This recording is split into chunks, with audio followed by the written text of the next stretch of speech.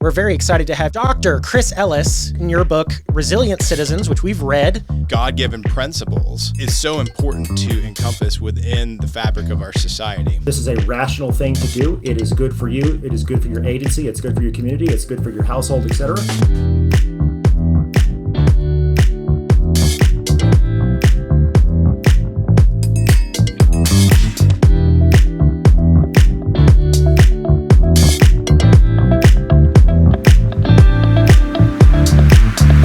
Hello and welcome to the Pop Culture Contrarian podcast with Thomas Sterling Andrew and a special guest.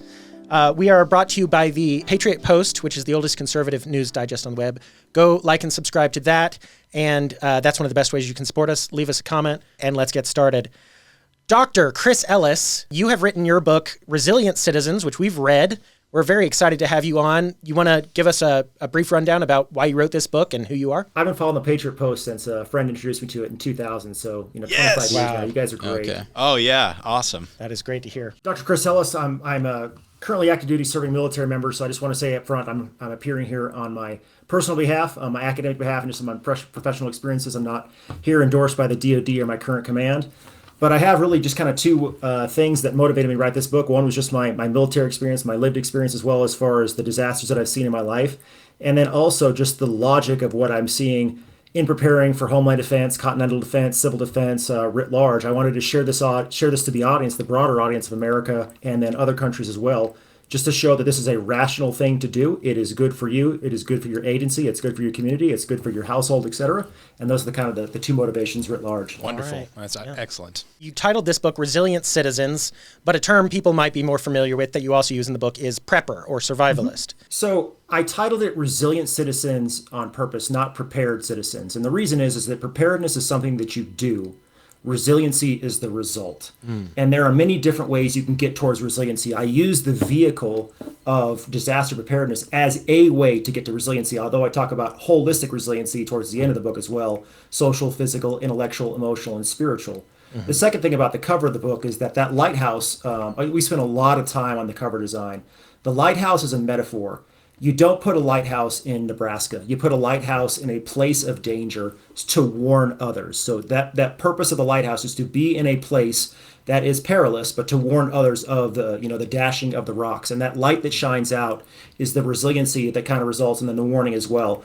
Plus, also, just because of my Christian faith, it's a nice metaphor of the light shining in the darkness as well. So the cover is very apropos for what we're discussing today.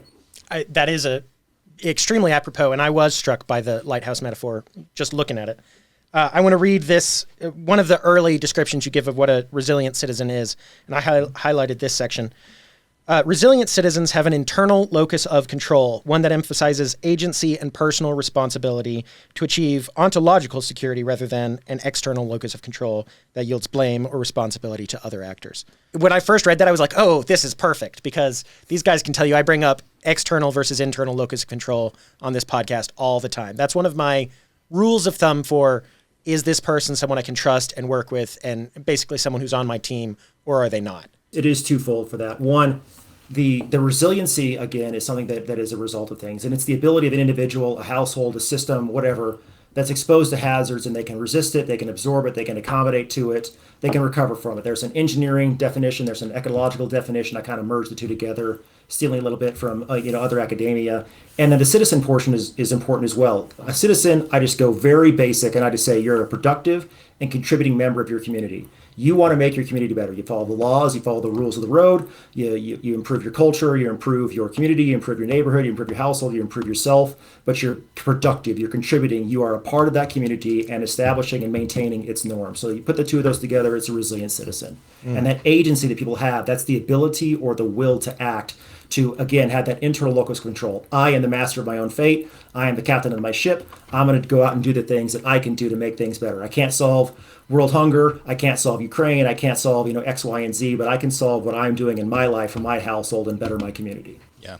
And I think a key term there is community, and we'll get to that later on in the book and kind of the way that you close the book. I'd love to discuss that. But you mentioned a term called, that describes the vast majority of people, and that is rugged individualism.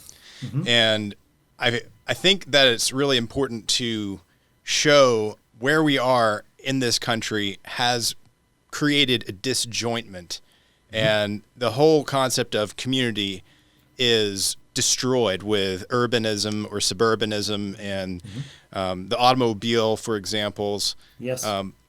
What do you think about describing that term, rugged individualism, towards the layperson? You have to give it the history, and I give 4 chapters of history, 3 of them, specifically to America, but it comes back to our American psyche. What we believed was the old Wild West that's the way we thought that all of America was. You hitched your wagon, you went down the Oregon Trail, you got your 40 acres and a mule, and you're ruggedly individualistic, and that was how the entirety of America was. Well, there's a portion of that, and it's kind of the cowboyism or the frontierism of yore.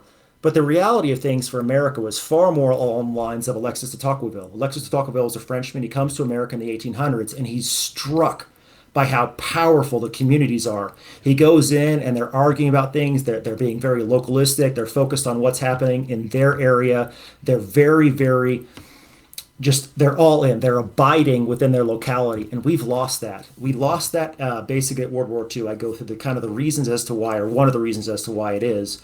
And now these preppers, these resilient citizens, they're trying to rediscover that, and they've got the individual portion back, but this thing they're rediscovering is atavistic. It's basically a vestigial organ that's kind of disappeared, and so they're coming about it in a individualized way, in a household way, but the next step is the community step. That's really one of the takeaways that I want to see people take from the book and kind of basically set the narrative for the next 20 years on resiliency in America. Regarding that community step, why do you think that is? In a way, that's almost the hardest. It should be the easiest, but it's really almost the hardest. I mean, we look at our country today, and some people even say we're as divided maybe as since the Civil War. Thankfully, I won't go that far, and I understand where that's coming from. Last year, the number one question that I got from basically leftist-centered journalists when they were talking to me about this concept was, how close is America to civil war? And I talked them down from the ledge. They were very afraid that Trump was going to lose the election. It was going to be January 6th on steroids, and we were going to have basically, Red Dawn. And I told them why that was not going to happen. But to your point of community, G.K. Chesterton, I think, said it best. He goes, God chooses your neighbors.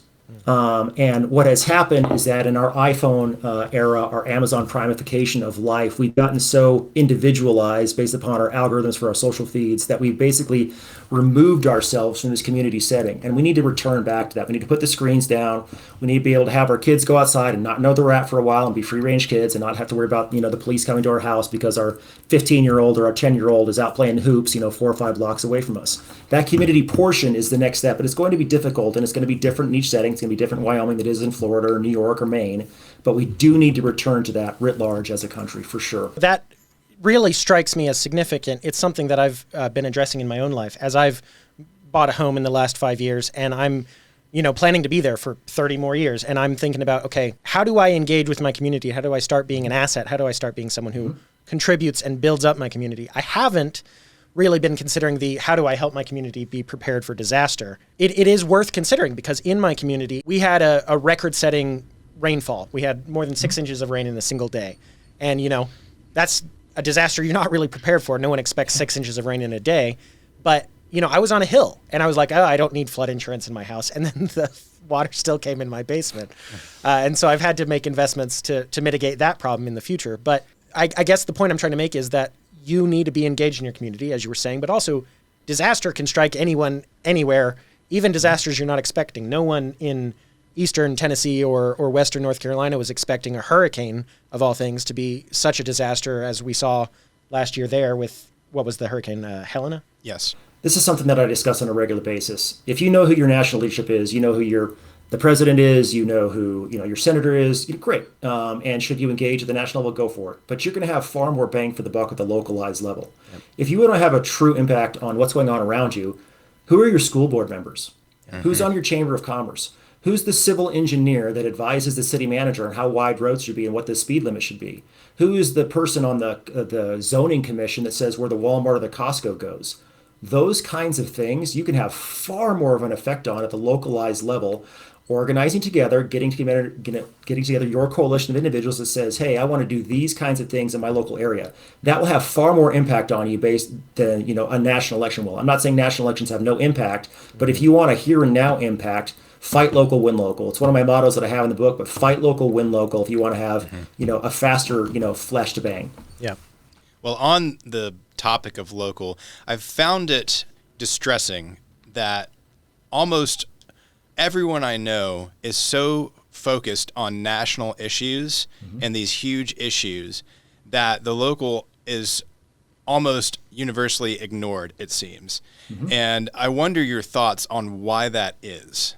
I talk about this in chapter 1. There's a psychological concept called learned helplessness. And learned helplessness, there's a great I won't get into it now, but there's a scientific study that does it on rats, but it affects humans as well. But it's a psychological state where an individual, after repeated exposure to uncontrollable negative events, they believe they're just powerless to change. They just kind of just sit in the river and just float along, just like a lazy river at a water slide park.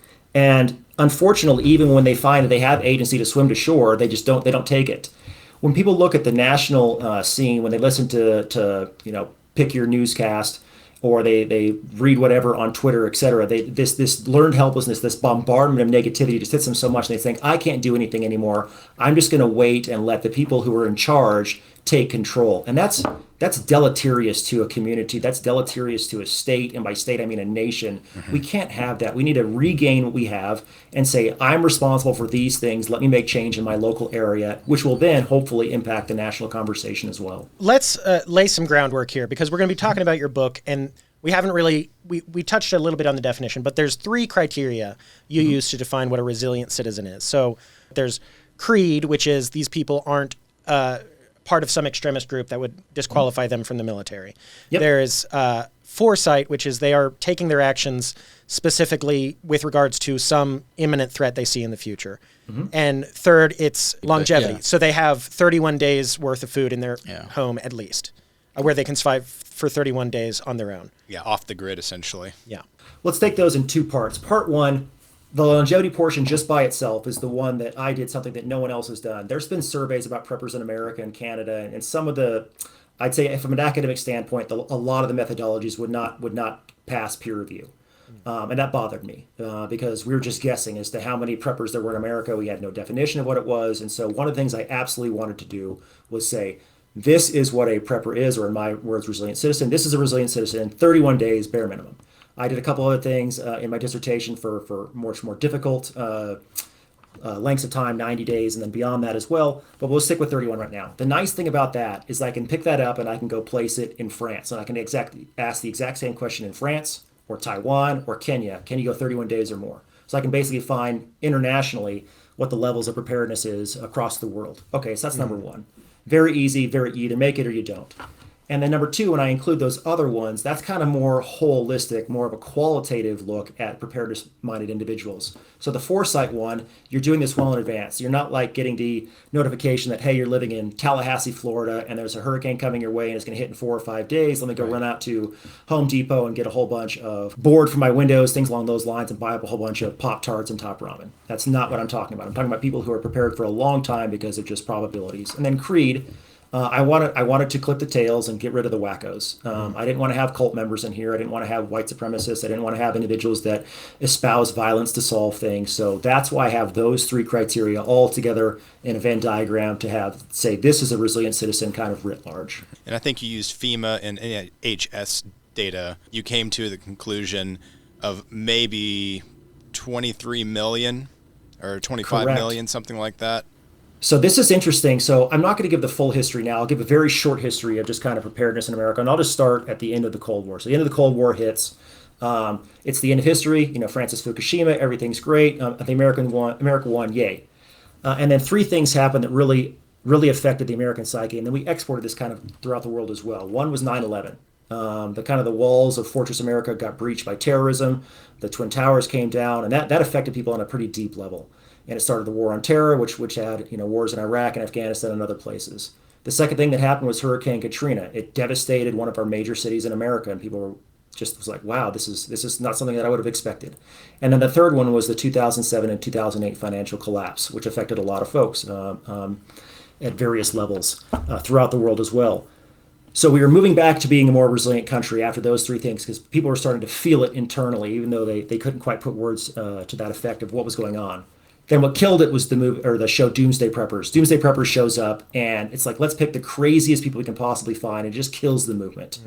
So it doesn't pick up again until a few years later. Trump 1 gets elected, and then the left was like, oh my God. They started freaking out. They started thinking that they needed to be prepared, and then COVID hits.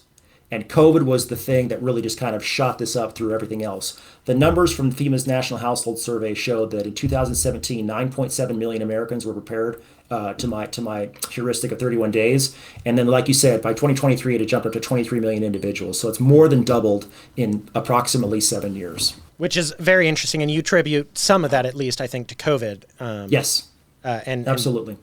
just generally, when people see how bad things can go wrong, they seem to kind of wake up a little bit. We didn't have living memory of that, of like a global pandemic since the influenza pandemic or epidemic in the early 20th century, and for lack of a better term, forgot. Yeah.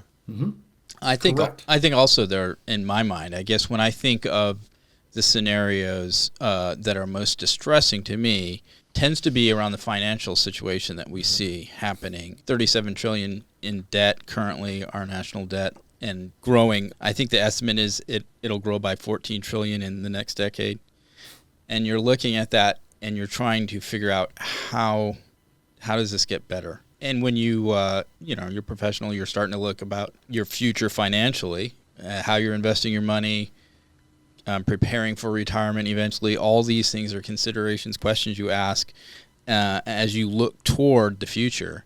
And I think when it comes to this modern era in which we live, where we have so much money and it moves so quickly, but yet if the lights go out, if the internet goes down, and you can't get to just that basic thing to be able to buy goods, to me, that's the one thing where I think a lot of people, you imagine if that happened for 10 days, how many people would end up dead? It's very concerning. So people have a lot of different fears, and I go through the different ways. There's this theory that I pulled. I didn't create it, but it was very appropriate for this. It's called protection motivation theory. It's just got two basic steps. It's a threat appraisal and a coping appraisal. So the threat appraisal is I look out in the world and I see what risks are out there. Okay, there's risks of shark attacks if I'm a surfer and I live in Hawaii. There's risks of tornadoes if I live in Oklahoma. There's risks of hurricanes if I live in North Carolina, whatever. Okay, you go through those things, and then economic, and then social, civil strife, political assassinations. Gosh, what am I afraid of? And then, okay, so that's the coping thing. I see the risk out there. And then the second one is far more important. That's the first one's the threat appraisal. The second one's the coping appraisal. Okay, what am I going to do to counter this, to mitigate for this, to prepare for this? I'm going to save in gold and silver. I'm going to have a rainy day fund. I'm going to raise chickens in my backyard so I can still eat. I'm going to go talk to my neighbor who raises cattle, and I'm going to work into a barter affair. I'll do X, Y, and Z for him if I can get free milk that I'm going to convert into cheese. I'm going to make sourdough. I'm going to make bread. Whatever it is, you do all these different things to counter the fears that you're seeing in life. But they are large. They are out there. They're very serious. And we need to take them seriously. And I'm trying to let Americans know and the world know that we are returning to a way of things that we have not seen in 80, 90 years. It's atavistic. It's old. We're coming back to it. And we need to take these things seriously, not freak out, but take them seriously and react to them seriously and rationally. What you're pointing out there, that we're going back to something old, is highlighted very well by the fact that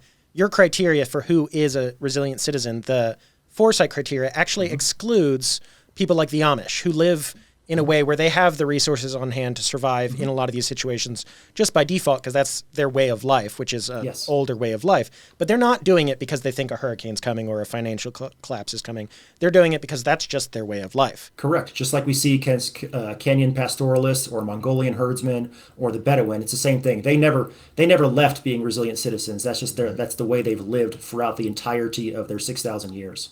Something that's kind of fun is in your book, you outline kind of 5 archetypes of resilient citizens. And I thought it might be fun for the three of us. I think, do we all think we qualify as resilient citizens. I think I do technically. It's not how I would have thought of myself, but I think I'm probably the best off out of all three. probably. I'm probably the worst off. Yeah. Okay.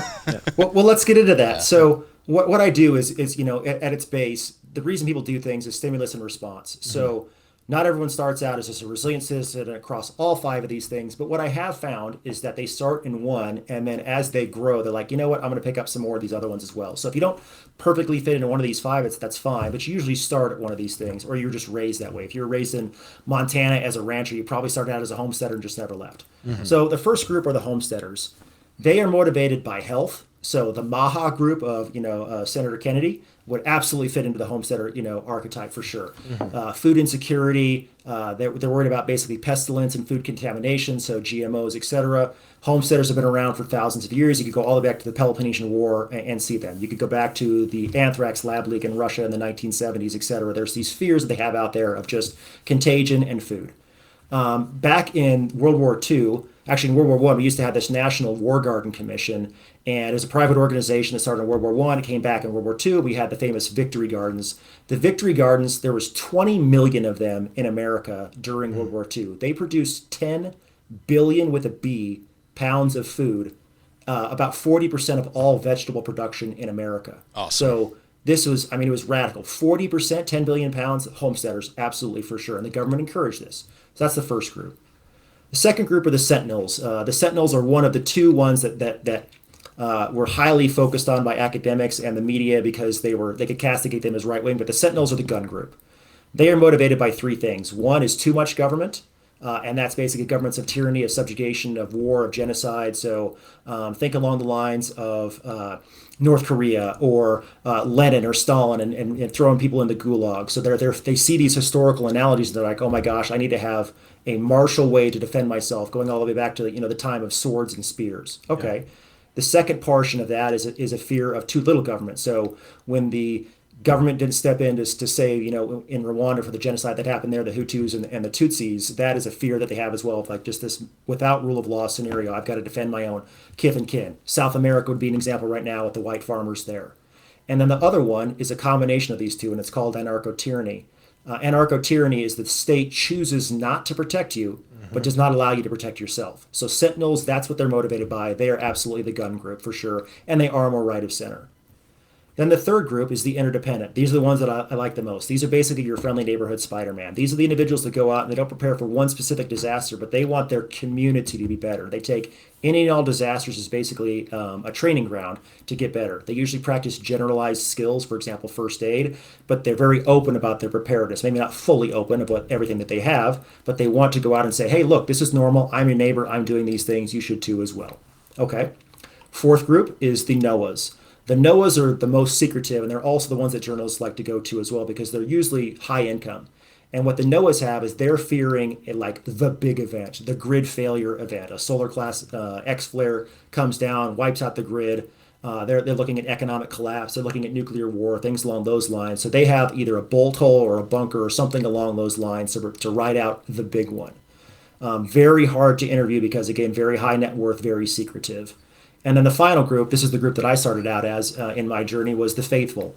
The faithful are in contrast to the NOAAs. The NOAAs fear this massive event. The faithful do as well, but this massive event is the end of days or the apocalypse or the Antichrist. So they want to not just save their skins during that time of persecution, but they also want to save their eternal souls. So that's the motivation that they have. They pick up the skills from the other groups as well, but the faithful are looking at eternity. So those are the 5 groups kind of writ large, and you see them throughout the world.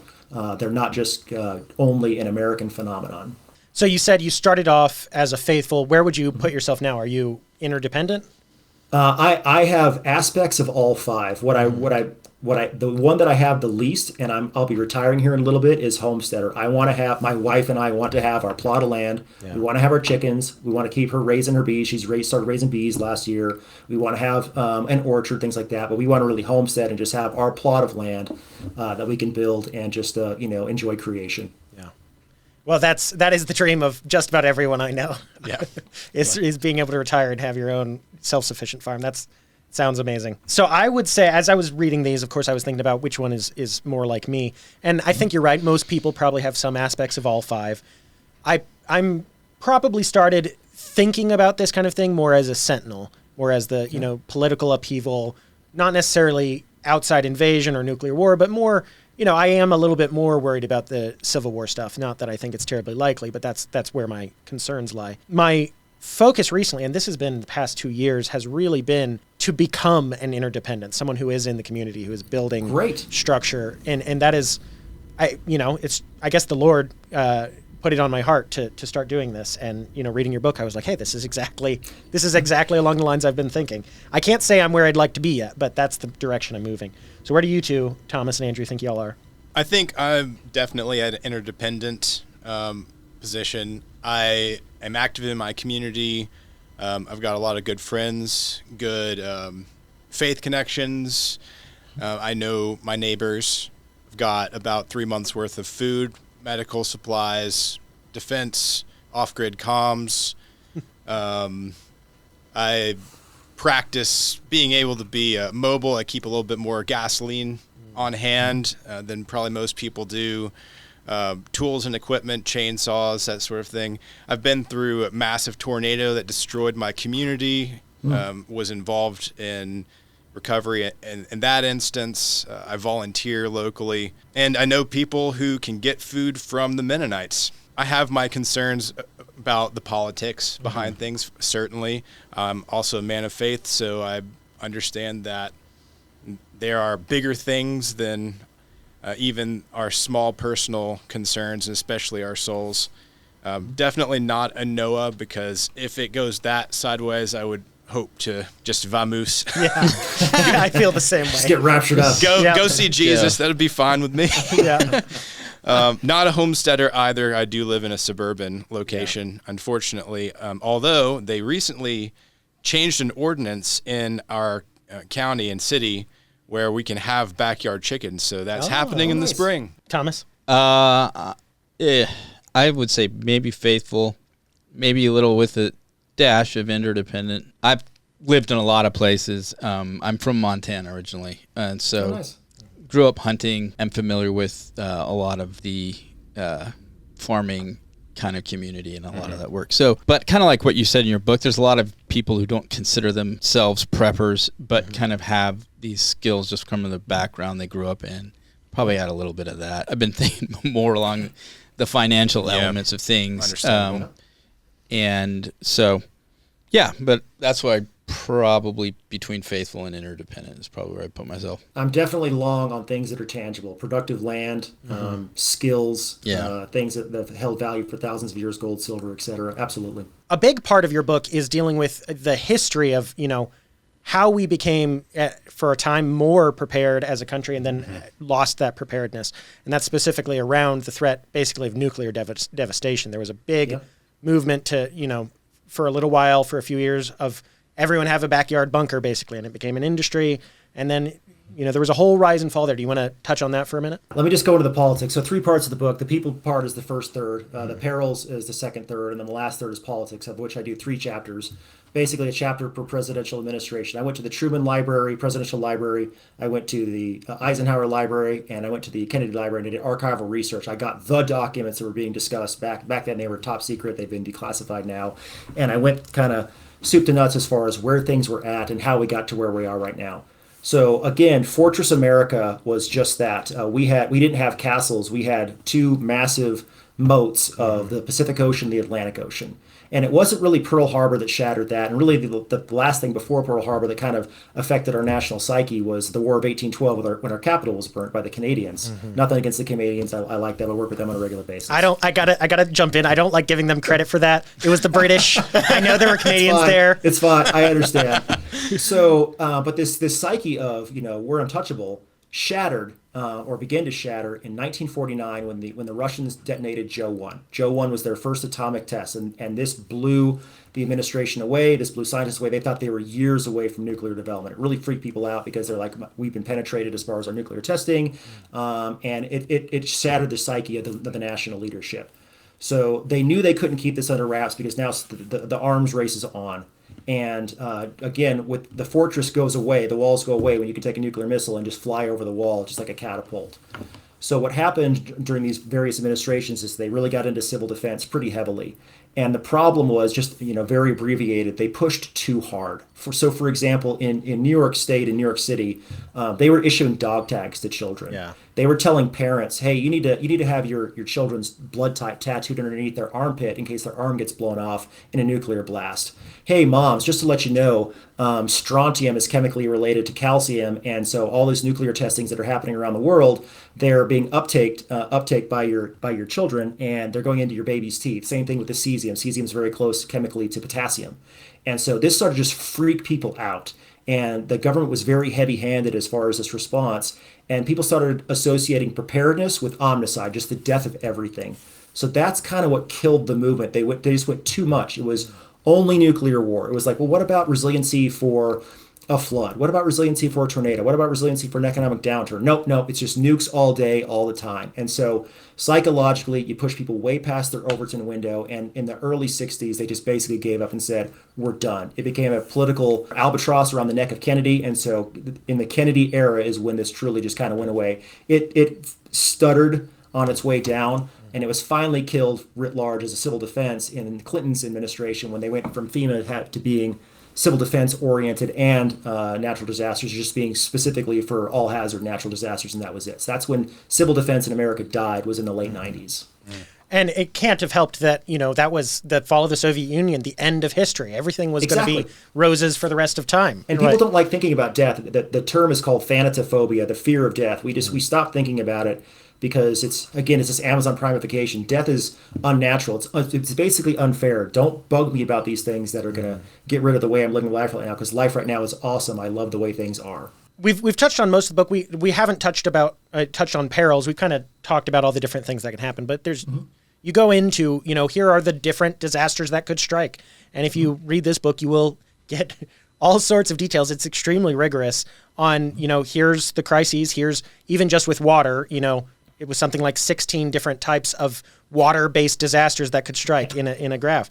And that's one thing I got to say for this book is it has all the information. It is rigorously sourced. I'll give something that's not in the book. And this is something that I've been playing around for a bit because I kind of want to go to the next step as far as just helping people understand this. And I'm really hoping that my book does set the next 20 years of discussion on this topic and just say that it's rational. It's something you can do. You don't have to go crazy. If you have 31 days, if America gets up to that, America will be more resilient just getting up to 31 days. Right. But here's the new kind of thing that I'm playing with, and I'd love feedback on this. But I kind of see it as the Four Horsemen right now. I think America has, and the world really has, Four Horsemen, especially the West, though. This is our Four Horsemen. The first one is in no particular order. The first one is our debt. We went off the gold standard, just like you guys were talking about, economic fears, $38 trillion in debt. This is slavery for the next generation. So horseman number one is debt.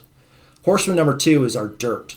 We've treated our environment very poorly. We have monocrops throughout the Midwest. We put a ton of nitrogen and potassium and other fertilizers on there.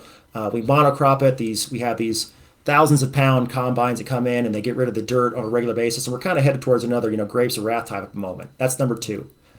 Number three is our debasement. This is the one that really people don't like because when we talk about sin in an abstract sense, that's fine. You can talk about sin in church as like, this is bad to do these things. But if you talk about sin and saying, I'm talking about your personal sin and how it's affecting you personally, people don't like that. But with our debasement, we have porn instead of marital intimacy. We have iPads for toddlers instead of bedtime stories. We have the mom who wants to be both a mom and a girl boss, and she feels like she's failing at both. We have cars and careers over children. So that's debasement. And what all these three horsemen lead to is the final one, which is spiritual death. And the common denominating factor in all of these is this dissociation that leads to divorce. So G.K. Chesterton said it best when he was asked, what's wrong with the world? He said, me. Yeah. That was his answer. Yeah. So those are the four horsemen. I don't want to end on a bad note, though. Let's flip this around. What can we do for the solutions? Well, you do the solutions in reverse order. So if death is the fourth horseman, what's the first, solution for things? And for me, Christ. Christ is the ultimate prep. So if you want to conquer death, go to the person who's conquered death, the only person to have conquered death, Christ. The next one for debasement, if you want to counter debasement, what do you have to have? You have to have cohesion, citizenship, borders, laws, the culture of Americans' founding, the marriage of Judeo-Christianity, the marriage of Athens and Jerusalem. You need to have some self-denial. You need to have some grace. You need to have some mercy. You need to look at Genesis and how things started. Then the next one for solutions is cultivation. Cultivation is it's not an extractive relationship with the earth. It's basically a working with creation, working with what God gave us to do. He gave the first work that he gave Adam and Eve was to cultivate the Garden of Eden. And engage in a little bit of self-denial, not self-flagellation, but engage a little bit of self-denial, engage in fasting. Just like Larry Arnn said when he was talking about Charlie Kirk, you have to suffer for a bit. You have to suffer so that you can learn the good, the true, and the beautiful. And abide in that thing. And then the final one is we need to have sound currency. So those are the 4 solutions to the Four Horsemen. I'm still kind of playing with it right now, but that's what I see for the future as far as diagnosing the problem and then moving towards curing the patient. I think that's a really good formula, and you certainly do see the contrast to all of that, particularly in the rugged individualism that we see rampant in society today, particularly, I think, in the area of degeneracy. When it comes to, I can do what I want with my body, I can do what I want with my time, I don't owe anything to anyone else. Essentially, the idea that freedom is not responsibility, but freedom is whatever I want to do. So remembering that we have personal responsibility to one another. Our Constitution was written for a moral and religious people, is wholly inadequate for any other. Yep. And that marriage, as you said, of Athens and Jerusalem, of those God-given principles, is so important to encompass within the fabric of our society. If you go all the way back to Karl Marx, and people throw around words, they don't really understand Marxism, socialism, communism, fascism, etc. Karl Marx, he had half of the right answer. And what do I mean by that? What Karl Marx saw is that he saw workers being exploited. They were treated as dollar signs. That was it. And so he associated this capitalism with just pure materialism. Unfortunately, he was half true in that. That was accurate. Workers were being exploited. They were being taken advantage of in various circumstances. Not in all circumstances, but many.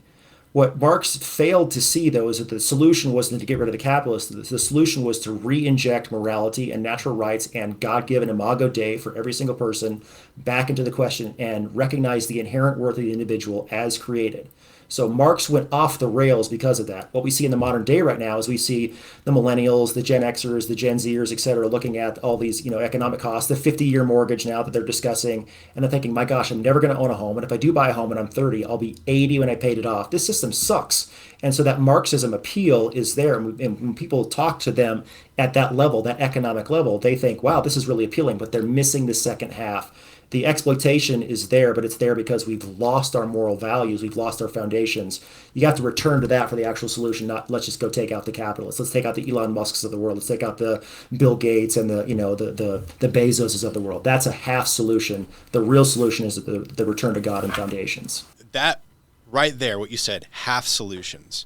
Mm-hmm. And that is also another way you could say that is treating symptoms and not origin-based problems. Yeah. Mm-hmm. Yeah. And we see that so often, especially from politicians and all the promises that they give of we're going to fix this, we're going to fix this and that, and they can't. Mm-hmm. It's up to us. Yeah. Well, on that, Andrew, and as you were saying earlier, Chris, your Four Horsemen and then your reversal of that and your solutions really reminded me of several different things. So one, it reminded me of, as J.D. Vance popularized earlier this year, the idea of the ordo amoris. You have yourself, your family, or your God, yourself, your family, your community, your nation. And then it also reminded me of people like Jordan Peterson, who has the thing, clean your room, and then try to tackle everything else. So it's, you take care of yourself, you make yourself ready. In the case of resilient citizens, you make yourself ready for disaster, then you make your family ready, then you make your community ready, and that's how you make the world ready, or your nation ready at the very least. Yeah, I mean, and when you make yourself ready, you actually don't make yourself. That's the turning to the Lord, who is the one who has the solutions to fix you. And I think that's where faith comes in. You have to see who is the one who has the power to transform. Mm-hmm. Yeah, and, absolutely. I think we've replaced freedom with autonomy, and we have this notion that there should be no rules if I'm free, and that's not freedom. And what it's done is destroying people. And I think that's what we're struggling against right now in our culture is people they believe this autonomy. Somehow if I'm able to be my own God, then I will be happy, then I will be fulfilled. And what we're seeing is the exact opposite of that. And so turning people back to saying, no, there is a true God who has the power and can make you truly fulfilled and truly happy. And I think, getting back to that, and then everything that flows out of that, so that you're no longer a drain on the system, but an asset to your family, to your culture, to your nation.